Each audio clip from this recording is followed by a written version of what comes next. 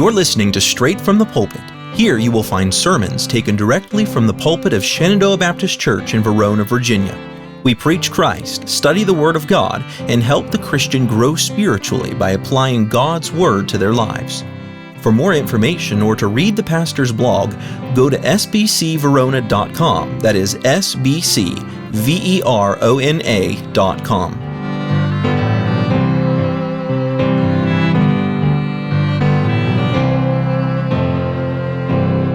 We are in Sunday school, about to conclude here a study we have been doing on the history of the church. And I've gone all sorts of places here in the history of the church. We have just to do a review, because this is a good day to do a review, because I plan to conclude it today. There's so much more that could be said, but I think I've pretty much covered most of the things that I wanted to. Let me preface this morning with this idea, the overarching reason why we even did this study to begin with. A lot of folks have a tendency to think that the Baptists, that we came out of the Protestant Reformation. That means then that we came out of the Roman Catholic Church, and that the Roman Catholic Church was all that there was for a period of time to be the church itself. A lot of folks have a tendency to think that. In fact, many are even taught that is the case. Well, that's the reason why we're going over this, to understand that there wasn't a time where there was only apostate churches teaching bad doctrine. That there have been good Bible-believing churches throughout all history since the apostolic church. And again, by apostolic, I mean the apostles as they preached and started churches and saw people get saved. That from the apostles till now, there have been churches out there. Many, they may not have had a specific denominational name. They may not have always agreed exactly with what we would have taught.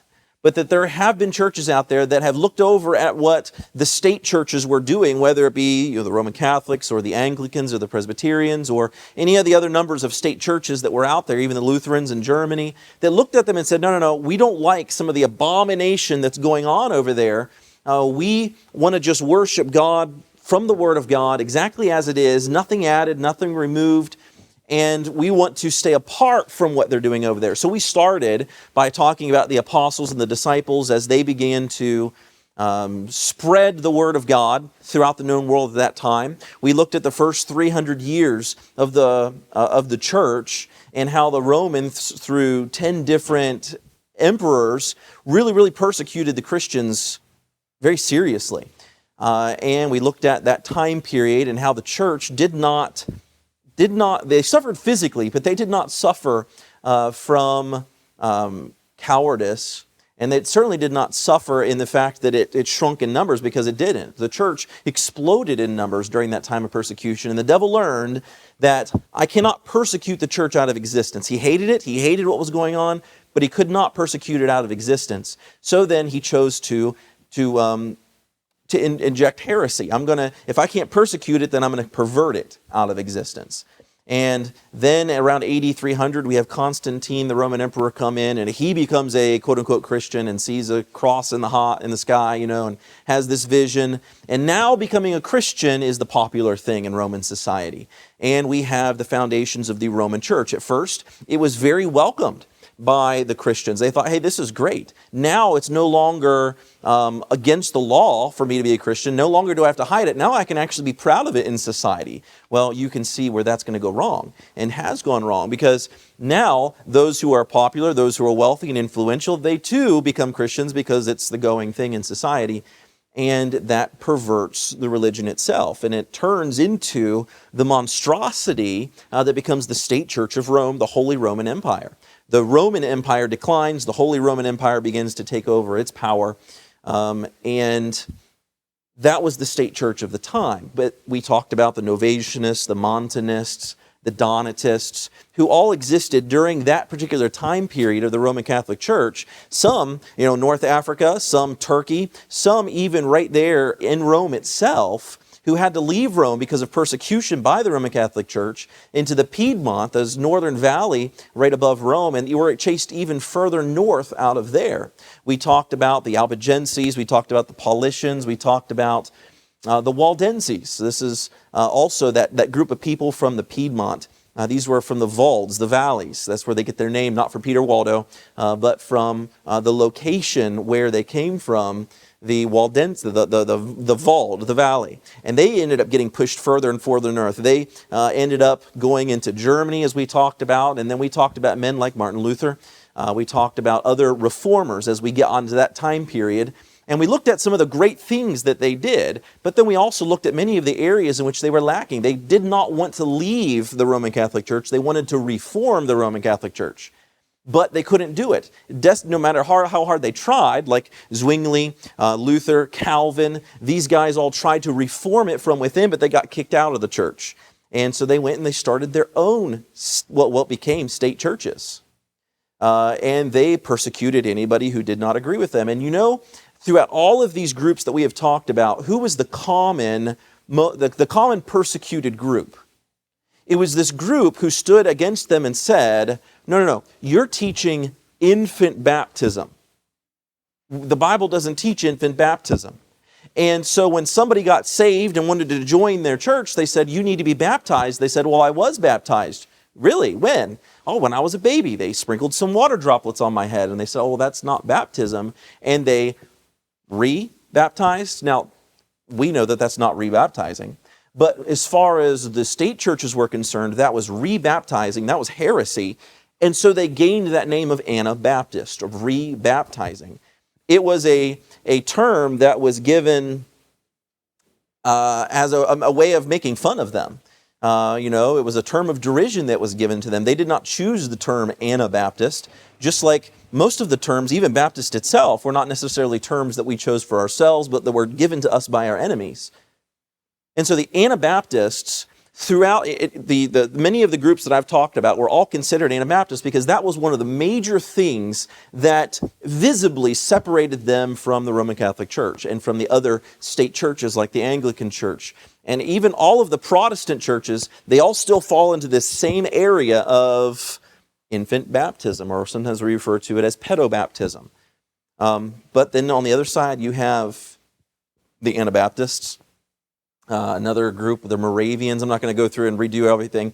If you want to, go back and hear more about the history of the church as I've gone through, you can go to the website. There's a podcast tab there, and I have all of the previous messages there on that podcast, church messages, but also the Sunday school ones. That's the only place they are, because I don't record the Sunday school lessons.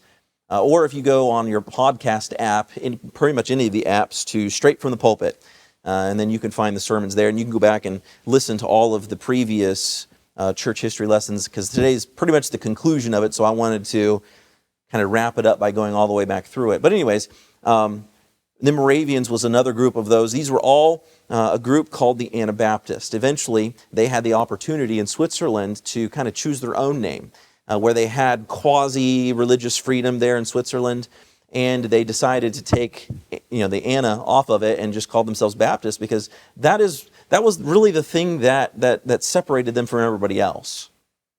Well, even in Switzerland, they still found themselves under persecution, and many traveled over to the New World. So we talked about the Baptists in Britain. We talked about Baptists coming to America, and I had 2 lessons talking about Baptists coming to America. And even in the Americas, pre-Revolutionary War, even in the Americas, each colony kind of had its own state religion. Massachusetts Bay Colony, we talked about that one more specifically because it dealt with Roger Williams and John Clark. But the Massachusetts Bay Colony had its own state religion, and they persecuted the Baptists. In fact, they looked over at Providence, Rhode Island, which wasn't a colony yet, and that's where most of the Baptists began to congregate, because it was a section of land that was not owned by any colony at that time.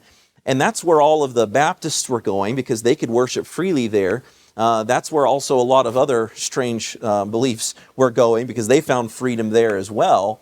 And they looked at it as an anarchist society. Well, Roger Williams, John Clark, they travel over to Great Britain to allow Rhode Island to become a documented colony. It took, I think, 12 years, maybe 15 years for them to actually get the king to sign off on that. John Clark returns with the document saying we're officially a colony, and the very first territory that had in its governing documents the idea of religious freedom came to be. And that was through Roger Williams, John Clark, and the colony of Rhode Island. Now, I know people came to the New World for religious freedom in many cases. Not everybody did, but many did. And they didn't find it over here. They found colonies that were enforcing their own state religions. But in Rhode Island was the very first place where you actually had freedom of religion, where you could worship God however you wanted. As strange or as odd as it may be, so long as you're not like killing people, you could worship God however you wanted. The idea of religious freedom first took root here in the colonies, in the province of Rhode Island, the colony of Rhode Island, and it was the Baptists that pushed it forward. It was the Baptists that brought it. And this was the first time for them that they were able to go without persecution. Now, when I say persecution, I mean physical persecution, as far as the government or the state church attacking them. We talked about as well, we went forward a little bit into the First Great Awakening, and we talked about some of the major players there in the First Great Awakening, and I'm not going to rehash all of that again, but we talked about how they were Protestants, and what were the Baptists doing during the First Great Awakening. And so we talked about the Great Awakening, and then in the next lesson I talked about, what were the Baptists doing, how they weren't really involved in the First Great Awakening, but they did benefit greatly from it, because they were causing the populace to actually look to the Bible, because that's what the major preachers like the Wesleys, were preaching, to go straight to the Bible for your doctrine. And so they did, and they found out, what our cold dead churches are preaching is not what the Bible teaches, and many of them ended up in Baptist churches, or changing their churches to Baptist churches as a result of the First Great Awakening. So the Baptists benefited the most of anybody from that. But it wasn't because of us that were leading it. In fact, there was a statement that I read that I feel like it really stands out, and I'm going to paraphrase it because I can't remember it exactly, but the statement was basically this: the Baptists have not made an imprint on history, or much of an imprint on history, but they have made a massive imprint on eternity. And think about that for a second. We don't have big cathedrals. We don't have these massive movements, and by and large, nobody but the Baptists care about what the Baptists have been doing. But we have made a large impact on eternity. And I think that's something important for us to remember. We don't need to be in the limelight. We don't need to have a state that, enforces Baptistic doctrine or Baptist doctrine. We don't need to have this massive movement. While it's wonderful. In fact, Baptists have found a home in America more than anywhere else in the world because of the religious freedoms that are here. So we talked about the First Great Awakening. I was going to briefly talk here about the Second Great Awakening. You're probably familiar with a gentleman's name here, Charles Finney. He was a fiery evangelist. It was in the early 1820s. He began to hold gospel meetings in New York, and it stirred the flames for a Second Great Awakening in America. He was a lawyer, but he got saved. He preached in America, and he also preached in Europe. And he had great impact. A lot of people listened to him. I know, other people had kids and they named him, after this gentleman. Finney was Arminian in doctrine. Pause, time out. Some people preach and teach that there is only Calvinism and Arminianism. If you're not a Calvinist, you're an Arminian. If you're not an Arminian, you're a Calvinist. That's not true. We're not Arminian. Arminian in doctrine believes that you could be lost after you're saved. You can lose your salvation. I'm not Arminian. Arminians also believe in the sinless perfection of the Christian. that you can at some point become sinlessly perfect in your Christian walk. I haven't met anybody like that, nor have I personally experienced sinless perfection. Ask my wife, she'll let you know that I have not achieved sinless perfection yet. But he did, Charles Finney did, and you're not going to always hear about that. The holiness movement actually came as a result of Charles Finney's preaching. A couple good things about him. He was very for the abolitionist movement. Of course, this is prior to the Civil War. This is when being an abolitionist in the South was a dangerous thing. In the North, it was a really popular thing. He really stood against slavery, and he was a great influence in abolishing slavery. He founded the Oberlin College in Ohio, and the Oberlin College was actually a part of the Underground Railroad.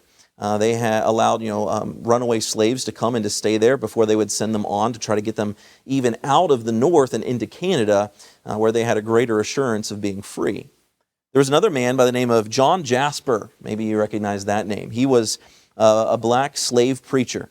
He began to preach when he was young. In 1839, he got saved. He was on a Virginia plantation. He used a spelling book and he taught himself how to read. He studied the Bible so thoroughly that a preacher said this of him: "It did seem to me sometimes that Reverend Jasper came into the world with a Bible in his heart, head, and tongue." And even when he was a slave, he began to preach. He began to preach to even Confederate soldiers who were wounded and in the infirmary. He ministered to them, even in Confederate hospitals.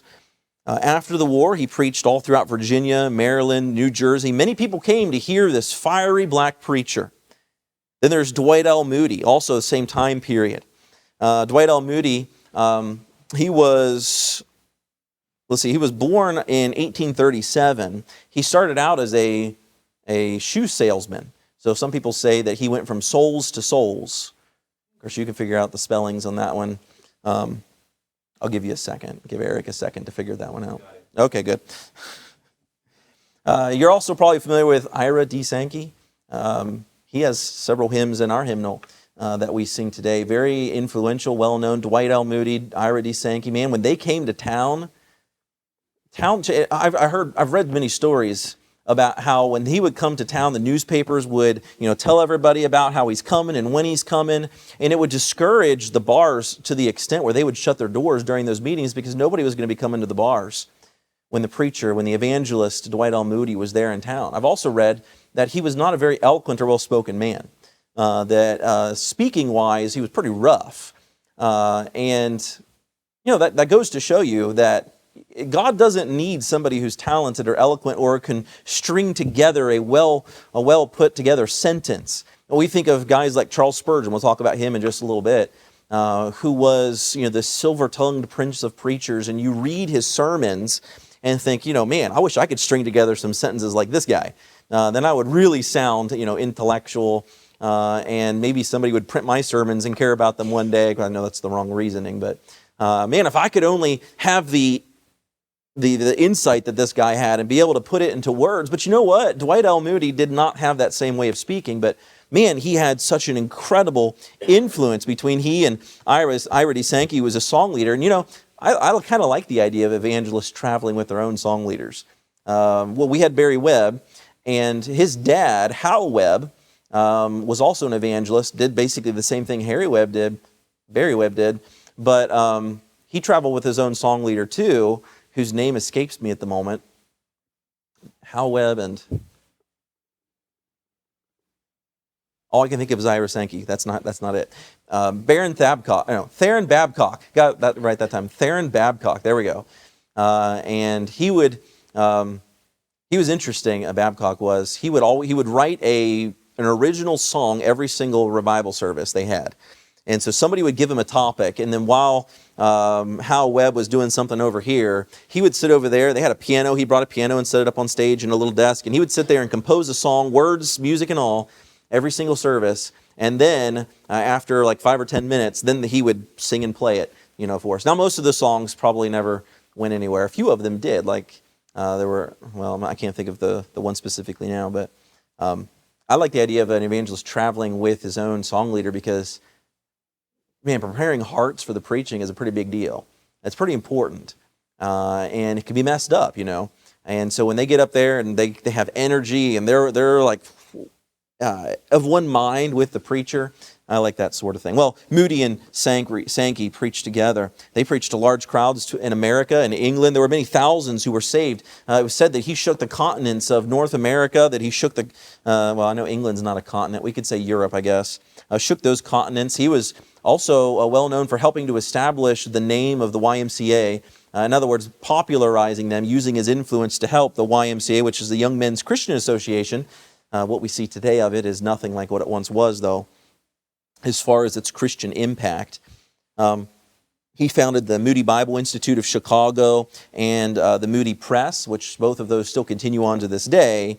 I wouldn't necessarily recommend them anymore, but they still continue. There's other big names from this particular time period, like R.A. Torrey. No doubt you recognize that name. Here's another one that you no doubt know, Fanny Crosby. She has many hymns in our hymnals too. She was blind, and she's really one of the most famous hymn writers out there. She was also during this Second Great Awakening. And then we get to Charles Haddon Spurgeon. Spurgeon grew up as a Puritan, a very serious Puritan. His father was a Puritan preacher. At age 19, he began preaching himself, but he became a Baptist and began preaching in Baptist churches. And he preached weekly for almost 40 years. In fact, he spent much of his ministry preaching on a daily basis, multiple times a day. I heard recently from somebody, I haven't read this myself, so I don't know the truth of it, but I heard recently how he would spend, a couple weeks and he would just be preaching, and then he would just go and close all the windows, doors, everything, and just get away from people for days. Didn't want to see the sunlight, and he would just spiritually, I guess, and mentally recover from all of that outpouring of his soul. I recently read through a book, a compilation of his personal letters, to his wife, brother, sister, parents, all kinds of letters that he wrote back and forth to people. And it was neat to be able to see into his mind as he corresponded with people. He preached at the Metropolitan Baptist Tabernacle in London, England, to over 5,000 people for well over 40 years. He found instant success, really, as a 19-year-old preaching, and it's an inspiration to read about it. He had many personal struggles going on, both physical and spiritual, even doubts that were in his heart, but he was also very Calvinistic, point that out. He himself says that, that he was worried when he was being invited up to London to this Baptist church because he was afraid they didn't understand how Calvinistic he was. And so he made very clear in his letters to them that, how Calvinistic he was, just to make sure they knew. And, we need to keep those things in mind. I like to, read some of his sermons, and I quote from him, fairly often. But I also need to understand, some of I need to know where the bones are in the meat so that I can spit those things out and be aware of that. But he was known as the Prince of Preachers. There was T. DeWitt Talmage. He was known as the Prince of the American Pulpit. Now, he was a Presbyterian, but he filled a 5,000-seat auditorium in Brooklyn, New York, for his tenure there as a pastor, and he saw some great success in seeing thousands of people saved every year there in his church. Now, these are just some names of some men. I know we could go further into many great missionaries who went across the field, and we've read their books and we've read their biographies, and I can't adequately go into any of these guys. You need to get in there and you need to read about their lives, read about some of the failures that they went through, and read about some of the successes that they went through. It can be a great encouragement to you, because you'll be able to see, well, I could never match up to some of these great men and women. But then you see the failures and discouragements and then successes. But ultimately, you see their faithfulness. You see their prayer lives. And that, to me, is some of the most encouraging things, to see them get back up and keep going despite those attacking them, despite their own problems, and they just keep going. So in conclusion, I wanted to mention this. What really, get away from those notes and go find my right notes here. What really separates us And we've gone through the Baptist acronym and talked about, what makes a Baptist, and it's important for us to recognize that. I'm going to have to refind it here.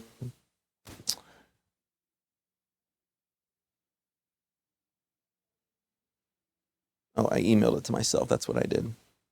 Anyways, what really separates us, one of the most visible things that separated Anabaptists and then Baptists from everybody else was first this idea of rebaptizing, which we know is not rebaptizing, but is actual baptism. I'm going to talk about in the morning service about baptism. That's what the sermon here in the main service is going to be about today, is about baptism. I'm going to continue from the same passage that we've been in the last 2 Sunday mornings, actually. But here's some afterthoughts. During every period of the Dark Ages, and we talked about the Dark Ages, this is the time where the Roman Catholic Church just had a complete grip on religion altogether, upon the Word of God, and so much so that the many of the priests could not even read the Bible themselves. They just had to repeat what came down the line from the Pope and the archbishops and so forth, and they did not even have access to the Scriptures themselves. They were preaching heresy, but they didn't even realize it in many cases. But during that time of the Dark Ages, there were in existence many Christians who were separate, who were independent from the state church, dating all the way back to the times of the apostles. We've talked about many of those groups that I've mentioned today as well. These Christians during that time of the Dark Ages were called by many different names. All of these names were given to them by their enemies, but the main thing that really separated them was this idea of they refused to have their babies baptized for the remission of original sin, the sin that they were born with. That's what these state churches would have taught. They refused to have their babies baptized, and they determined that baptism was by immersion after salvation. That was one of the main things that separated them. So what are these fundamental doctrines then that we look for in these groups from the past? One, that the church is a spiritual church. Christ is its founder, its only head. By spiritual, I don't mean universal or invisible. That's what Catholic, the term Catholic literally means universal church. This invisible church where they say Christ is the head, but they need a man to be on this earth. They call him vicar. Christ's vicar on earth is the Pope, and so he's the mouthpiece for Jesus Christ on this earth, they say. Well, we believe that Christ is the only head and lawgiver of the church. We believe in 2 ordinances, and only 2, baptism and the Lord's Supper. These are types, as we'll talk about again later this morning. They're types, they're for memory, they're for show, but they're not for saving. They're not sacramental at all. That there are only 2 officers. There's pastors and deacons, and that is it. And that they are considered to be servants, ministers in the church, not dictators over the church, like the Roman Catholic Church behaved. That its government was a democracy, that its laws and doctrines for the church come from the New Testament, and that we don't derive our doctrines from anywhere else, but from the New Testament, where we see the church there in the New Testament. The complete separation of church and state. And this isn't the idea that no Christian ought to be a part of government, but that the government has no business whatsoever dictating to the church what it can and cannot do. So the complete separation of church and state and the absolute religious liberty for all, which you would think everybody would be all for, until they put it into practice and they get their hands into government and they get to their hands in the coffers of government. And in order for the church, this particular church, to maintain its existence, it has to be friends with this prince over here. And now, together, we have a church state, which then has to persecute everybody who disagrees with them out of existence. Otherwise, they risk losing control of that area. And thus, church states, state churches, church states, both really, are born in that particular unholy union. So absolute religious liberty for all is a hallmark of Baptists. And I think that in and of itself is something to mull over. So the purpose of church history, and I've thought many times over about whether or not I should just call it Baptist history. But I wasn't just studying, the history of Baptists. We were incorporating that along the way. We've seen splits. We talked about where the Church of England came from and the circumstances surrounding that. We talked about the Protestant Reformation and some of the major players and circumstances surrounding that.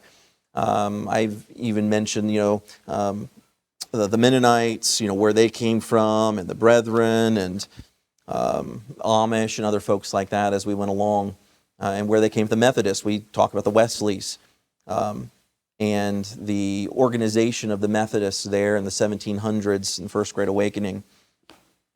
Purpose in all of this was to get a clear understanding of what has happened in the whole wide umbrella of Christianity, or what everybody would term as Christianity. What has been going on since the time of Christ?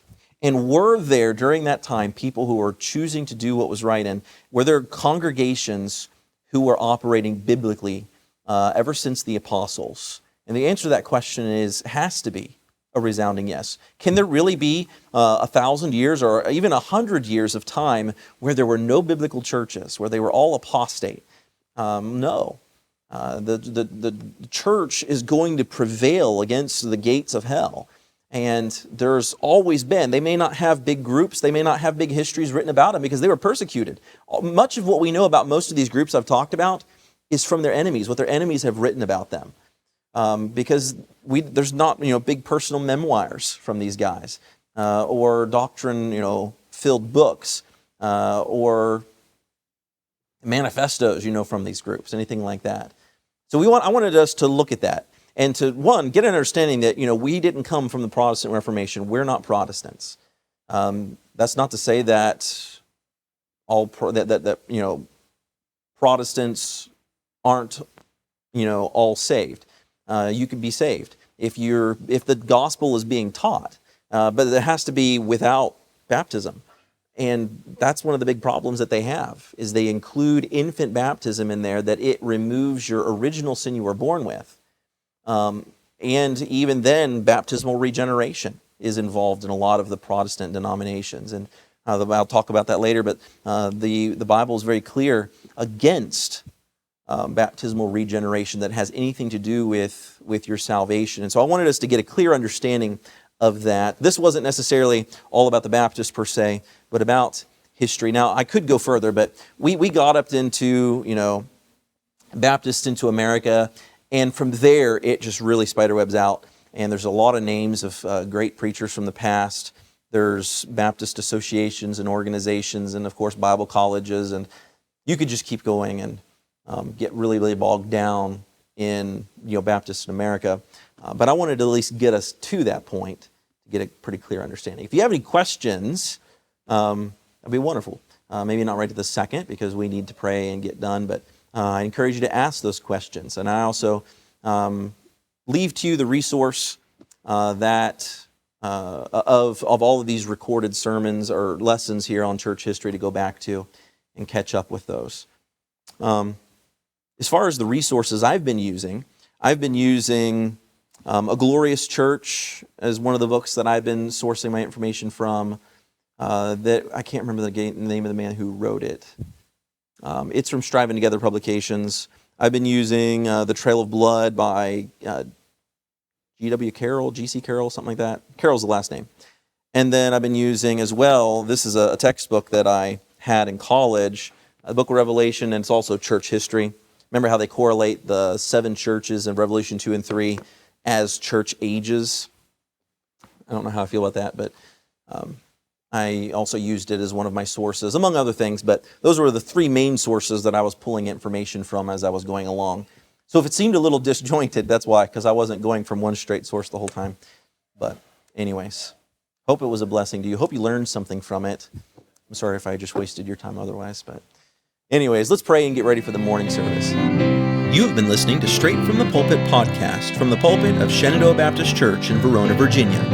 Be sure to follow this podcast and share this sermon with a friend. And if you're listening on Spotify, please leave us a 5-star review. See you next time.